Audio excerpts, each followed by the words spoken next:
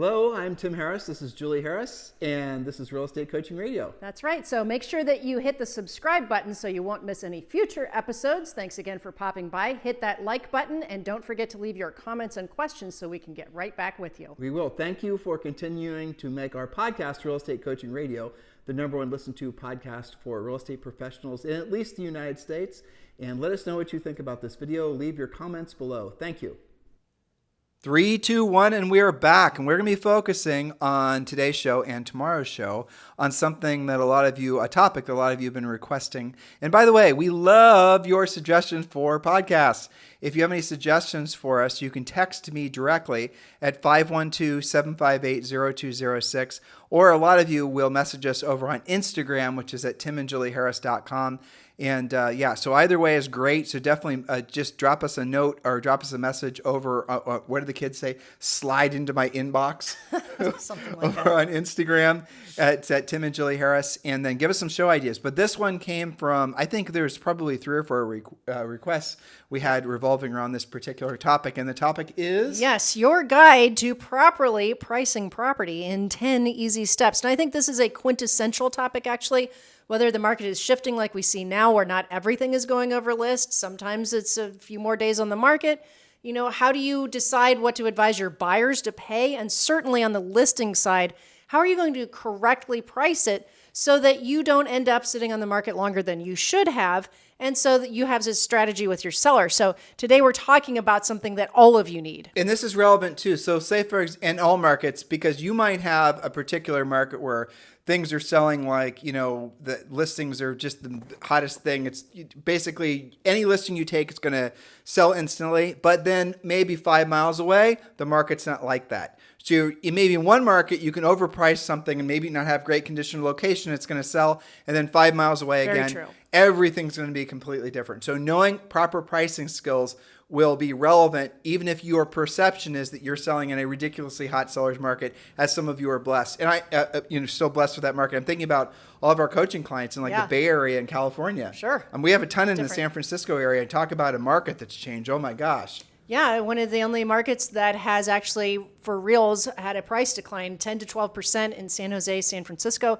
So your pricing strategy has got to have changed even from 6 months ago. Not price decline by itself, but a value decline. Value decline, right. Yes. But so point being, you can't just throw a dart at the wall and hope that, because you've got multiple offers, you're going to be right. You do have to be more careful. I'm thinking about John Walkinshaw in Canada, where he works a variety of different types. He has a lot of variety in what he lists.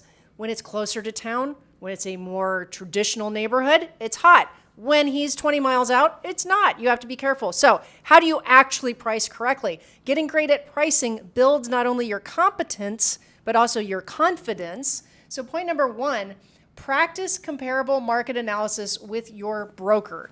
Do one with your broker, and if your broker isn't used to doing those, do them with your coach. Do one and then do 3 on your own and ask for it to be checked for accuracy. Did you arrive at the same price on those subject properties? Why or why not? Here's another question. Well, that's a really important point. I don't want it to slide by anybody. If you're not used to doing CMAs in a market like this and your market is changing, Julie is suggesting you ask a more experienced agent, broker, coach, mentor to do a CMA. You guys pick the same property, and then you do a CMA on that property, they do a CMA on that property, and then you see what their conclusion was versus yours.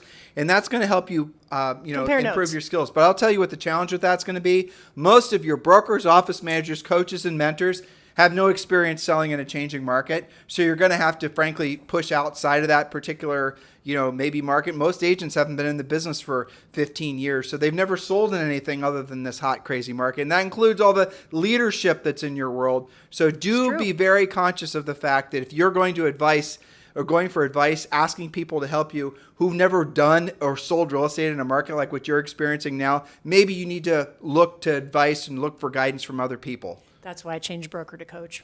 Yeah, well, experienced coaches. I get it. Yep. Okay, so here, related to this, are you, for example, better at pricing certain types of homes or certain price ranges? What are your weak spots? Can you accurately price luxury homes as well as you can first-time buyer homes? How do you handle condition or location issues? This is where some of you guys have strengths and weaknesses, so work on what you're weaker at. And we'll give you some more. So moving forward to, yes, go ahead. Well, so I'm just thinking back to what we were just talking about. And this really, you said something that was really important, and it's just bouncing around in my brain. There are a lot of YouTube coaches, and they all, frankly, are well-meaning. I'm not, bagging Sure. on any of them. But none of them have been in business for very long. One of the biggest downloaded YouTube coaches has only been licensed since 2012. Well, that means that he has never experienced what a changing market was, let alone a crashing market or correcting market. So if you're selling in a market that's just like him, well, maybe you're going to be right as rain. But for the vast majority of you, you have got to learn to be more discerning by like 1,000% who you're listening to for advice, not just about your real estate business, but in general, health advice, financial advice. Start being an absolute jerk about who you're actually going to allow into your brain when they're suggesting things for you to do with your life. Most people, especially frankly those on YouTube, that are offering it success advice. I see this happening all the time. Yep. Somebody who's 30 years old telling me about how they have been so successful selling real estate. Okay, so Mr. 30-year-old, you're successful selling real estate? Prove it to me. Show me what you've actually done. They never will respond. They will never will answer. They'll never actually give you their statistics. Why? Because they have not been that successful selling real estate. They haven't given themselves time to. Now, if they had sold real estate for another 10 years or started when they were younger, then they would have the track record for actually maybe having more, frankly, value with their advice that they're going to give to you. But you've got to start asking the tough questions. Our brains are wired to believe that people that are essentially, influencers are somehow, they have earned the influence and that they've been vetted by the marketplace. Guys, that's not true. Most, if not all, the people you're listening to, even if they deliver information to you at such a level where you're just saying, how can this person be anything other than authentic? Listen to their confidence. If you're just going to be feeding off of that, you're going to be conned in most times, or at the very least, you're going to be making decisions based on, I think, really bad advice. So definitely become an absolute jerk about who you're willing to listen to, and you'll quickly discover you're going to be listening to far fewer people. And the 4 filters we suggest that you use, I'm going to go through these relatively quick, when you're deciding who you're going to listen to for, frankly, coaching advice, and you can apply this to any aspect of your life, is the filter you should use first when certainly hiring a real estate coach is, Mr. Real Estate Coach, have you actually sold real estate before? A lot of the people, especially again on social, who purport themselves to be real estate coaches have never sold real estate before, ever, never had a license. You are finding this surprising, aren't you, dear listener? Ask the question if you've ever had a license. If they haven't, you should immediately disqualify them. Number 2, if they've had a license, ask them if they sold at least 100 homes per year in a single year. So you had a license, you sold 100 homes per year in a single year? Okay, that might be someone worth listening to. Let's move on to the third question. Did you sell at least 100 homes per year for at least 5 years in a row? Now, the third level, you're going to quickly discover that very, very few people that are real estate coaches were that successful for that period of time. And why? Because you can sell 100 homes in a year because you listed a subdivision, or you listed, a bunch of lots, or a building. Somehow you fell into a bunch of transactions.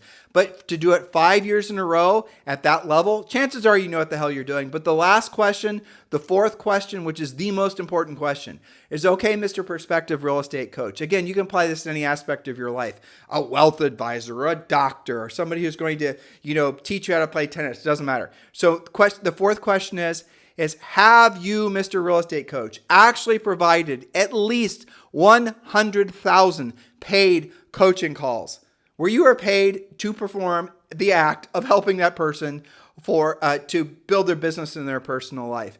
And you will then instantly find out that none of the real estate coaches, well, there's actually a couple of them, especially those on YouTube, meet all those criteria. I can think off the top of my head on YouTube of the other people, one other person, Jackie Kravitz. That's who.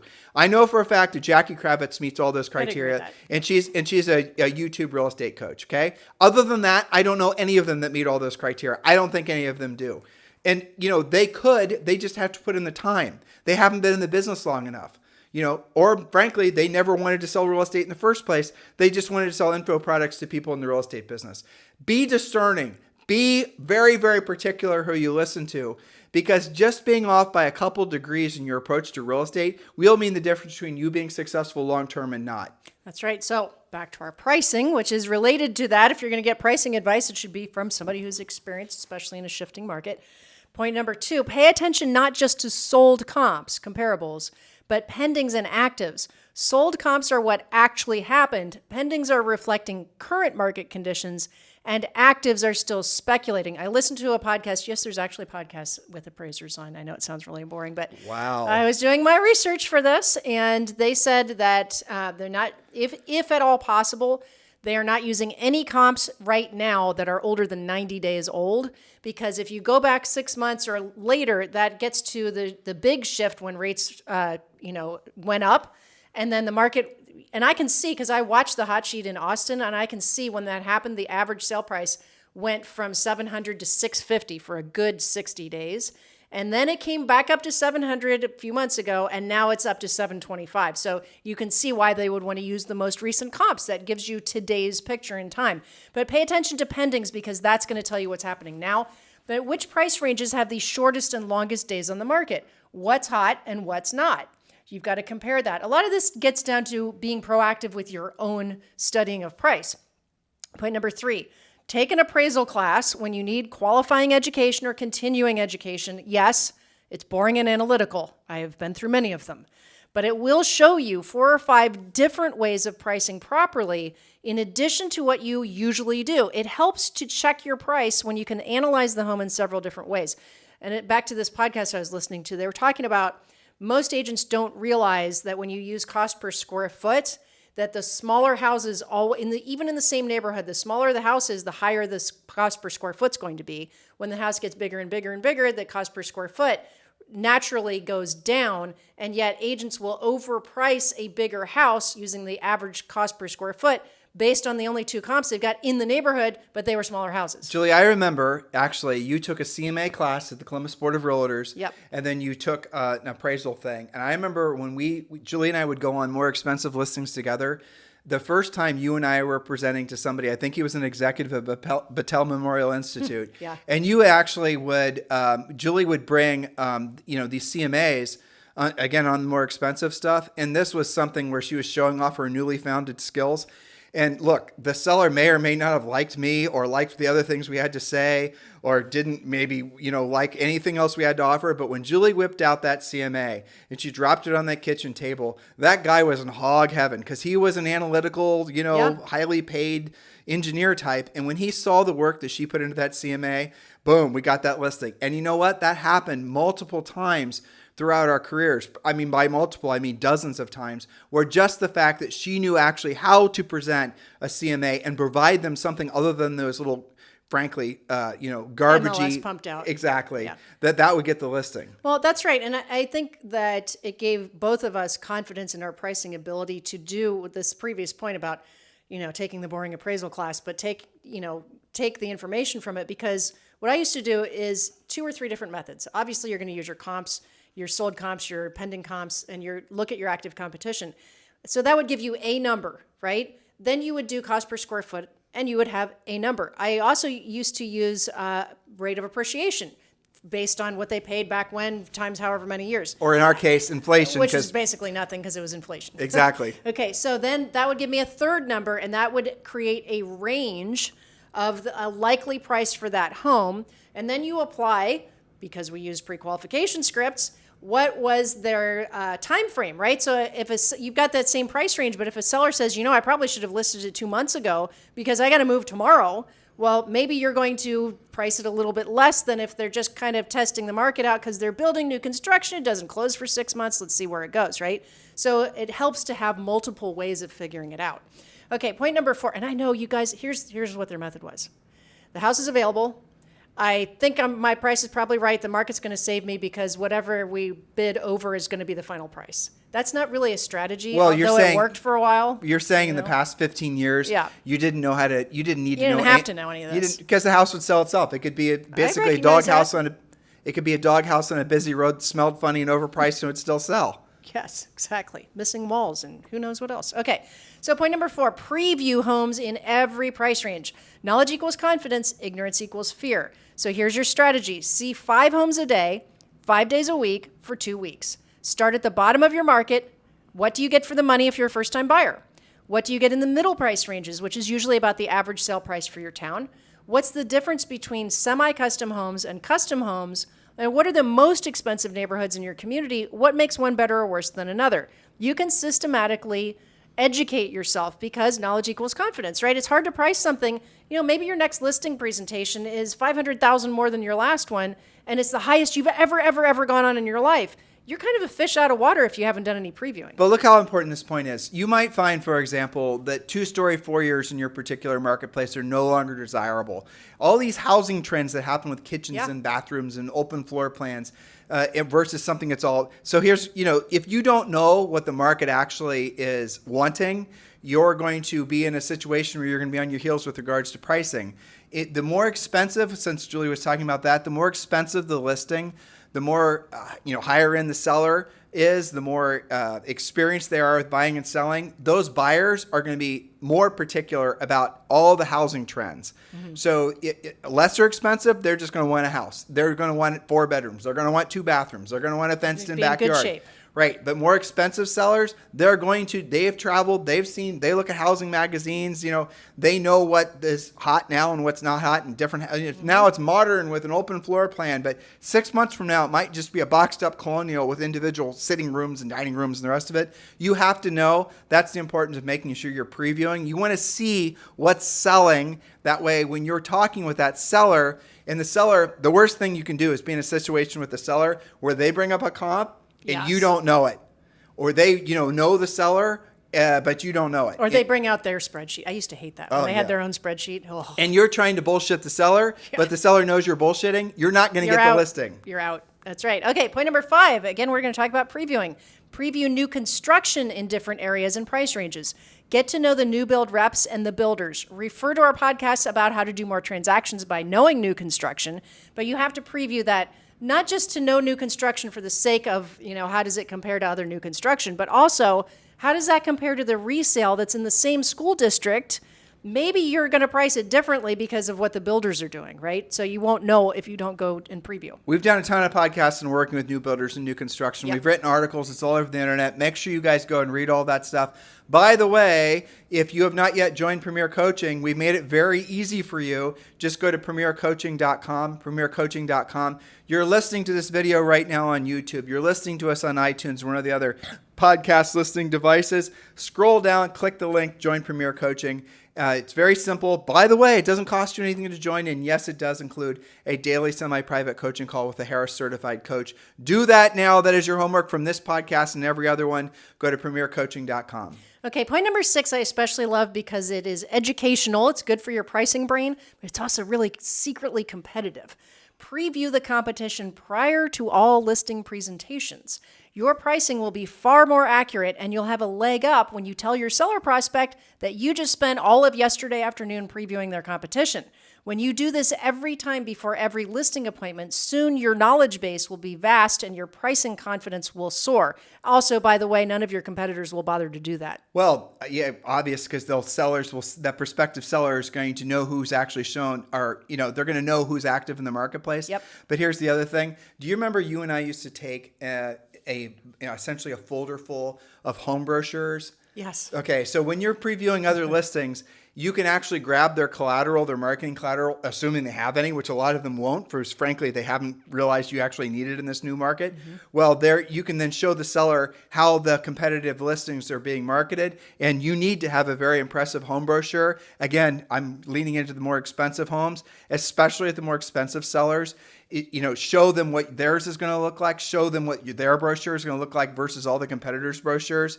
And you're going to then very nicely and tactfully help them to disqualify the other potential neighborhood listing agents from the job of selling their home. That's right. Another secret advantage. Okay. Another way to improve your pricing is number 7. Go to open houses on the weekend and get to know different areas. The same home or similar may sell for a different price in different neighborhoods. Schools, neighborhood amenities, and traffic levels can all affect pricing. You remember we used to occasionally go like, I think it was Galloway or someplace like that, where it was just oceans and oceans and oceans of the same exact kind of new construction homes. Oak Creek, phase 5700, right? So then it became which house had the nicest amenities because there's 16 model matches for sale at the same time. You're not going to know that if you don't learn these other neighborhoods, and you won't be comfortable going on listing presentations when you're out of your own fishbowl. But this goes back to your previous point about knowing the new construction, because in that scenario, getting a resale in one of those areas was not something that you're going to have to work your ass off because you have to compete with the new construction builder. Yep. The house might even be more expensive than your resale home. But guess what? The builder's buying down the interest rate. So you might need to, educate the seller and yourself, frankly, on how you can be competitive with regards to the interest rates and buy downs and, all the rest of it. We've done podcasts on this. We've done lots of coaching and training on Premier Coaching about this. Point being is you're going to have to learn how to be more competitive. And if your biggest competitor is new construction, you need to realize that new construction, assuming all things are equal, will easily outsell resale 9 times out of 10. Even if the landscaping's not as great, it doesn't matter because the house is new. If you're selling a house that's 5 years old, you've already eaten up 5 years of the life and the appliances of the roof and all the other things, right? So any buyer is going to realize when I buy a new house, it's actually going to cost me less, not just because most likely the builder has bought down the interest rates, but because there's going to be no maintenance and upkeep on this house, and it comes with a warranty. Yes, and it smells nice too. Yeah. They like that. Okay, point number 8. This is a super easy one. I have all my coaching clients doing this. Watch your hot sheets from your MLS every day. What's hot and what's not? What's getting price reductions? Where is inventory increasing or decreasing? It only takes 5 minutes per day to understand what's happening in your area. Listreports.com is what I use for Austin. It's a great resource because it pulls out all the stats and just gives you a one-page at a glance. But you've got to know what's hot and what's not in your MLS.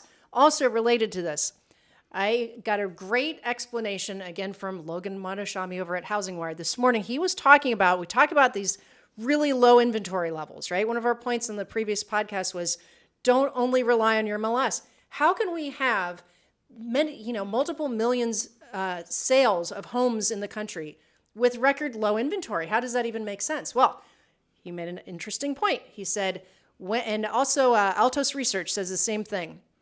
When a home gets listed and sells immediately, it doesn't get caught in the active inventory. It goes like this.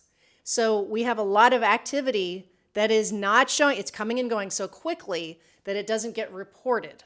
Okay, so the volume of transactions is way higher than what you would think if you only looked at active inventory. Let's walk through that again. So you're a listing agent. You list a property. You sell it to your own buyer. It doesn't even hit the MLS. Even if it's not your own buyer, it just sells right away. Okay, so you're saying it shows up in the MLS never as being active. It shows up in the MLS or as very quickly. Like 3 days, it's active. It doesn't go into the 30-day reporting. It comes and goes so quickly that it's not existing active inventory anymore. That's fascinating. Which is why you watch your hot sheet, right? You see if you want to be encouraged by what's happening in the market, look at how many pendings happen every day. It was listed yesterday, pops up in my hot sheet today, it's already sold.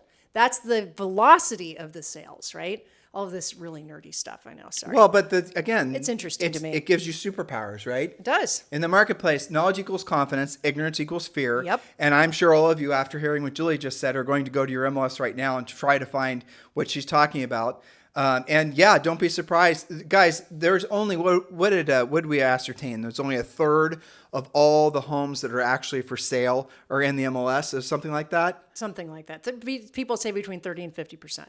Think about that, guys. So and you know that just from new construction alone. And for sale by owners, they're like 13% of the market. So when they're saying, well, there's only 4 million or 4.5 million homes projected to sell this year, first of all, there's 2 transactions for each of those deals, each of those homes that sold. But what if that is off by half? What if it's actually 8 million or 9 million and you include all this other stuff that never hits the MLS? Yeah, so go sell a house. Okay. All right. Point number 9. And we did this. If you remember Mary Fee, our friend down the street. We did. Befriend an appraiser so you can call them and check your comps, especially on unusual properties or when you lack confidence. Not all homes have obvious comparables. This is anything that's unusual, that's not cookie cutter. Maybe there aren't any comps for, the only comps are 4 or 5 years old. You have all these different circumstances. You need to be friends with an appraiser where you can just run it up the flagpole. That doesn't mean you're going to pay them $500 to be doing a full-blown appraisal. But remember, they price property all day long, every day. Now, here's again, advanced coaching warning. We would go on appointments, and we've coached our coaching clients over the years to have this in their back pocket as well. And you'll have a motivated seller, but let's say this house is way too nice for the marketplace. Sure. And you're going to come across some of these where you're going to walk in, you're going to go, what the hell happened in here? I mean, HGTV exploded everywhere. I know. Yeah. I mean, that's definitely not a majority of the listings you're going to go on, but it's going to be here and there. But the seller is going to be way over invested in the property. Yeah. They may have done additions and fancy stuff. It was just a personal passion project. They've got a waterfall in the backyard. They've got a fish pond. They have all these things. Exactly. So you're going to have situations like that where there is really no way that you're going to get anywhere near what they have invested in the house back out of the house. And you love it. You even want to buy it yourself. It's miraculous. This thing is the best thing since sliced bread. Well, it's impossible to put a price on something like that. So a lot of times what we coach our clients to do, obviously, and let's say the seller's motivated. They have to sell the house. They're relocated, whatever's going on. Opposed to trying to figure out and frankly cross swords with them if there is a disagreement about possible price, is call on an appraiser or have this as something you can say. So Mr. Seller, here's the challenge we have. This property is absolutely stunningly amazing. This is definitely one of the top 5 properties I've ever seen in my life. Probably one of the top 3 in this marketplace. But let's do this. What we need to do is we need to have the home appraised, and here's the reason why. We need to leave, and listen to what I'm saying here, guys. We need to make it so when those buyers come in, and those buyers' agents come in, or maybe I'm bringing my own buyers in, and they're thinking the same thing, best house ever, how are they coming up with this price? We need to have an appraisal sitting there on the kitchen counter so that they can see it, so then they feel more confident with how we derived the price. You guys get what I'm doing there? So what's really going to happen is the seller, and I remember when Julie and I sold real estate, this is what we would do. This is kind of our plan Z with situations like this, is the seller, with one exception, agreed to do the appraisal. And so if they say, well, I think that's a great idea, you probably just got the listing because you came up with a creative way to, frankly, placate the seller and possibly, by the way, fill in your own skills gap with doing an appraisal or coming up with a valuable market price. So the house is now going to have it, position it, right? So Mr. Seller, you're going to have this appraisal done, and here's what I'll do. Let's do it this way, and I'll reimburse you at closing for the cost of the appraisal. See what I'm doing there? You will take the listing. You're going to have it appraised at whatever market price is, and you think this is such a good idea, you're more than willing to cover the cost of the appraisal at closing, $400 or $500, whatever it's going to cost. No problem. In other words, the house has to sell, and you'll just reduce your commission by the $400 or $500 mark. Okay, what's going to happen is the seller won't want to have that done, and then they're going to be way more willing to listen to what you think the value of the property is based on actual comps, and then fluffing up the values to reflect the actual, frankly, superior condition of the property. You guys get it? See what I'm doing there?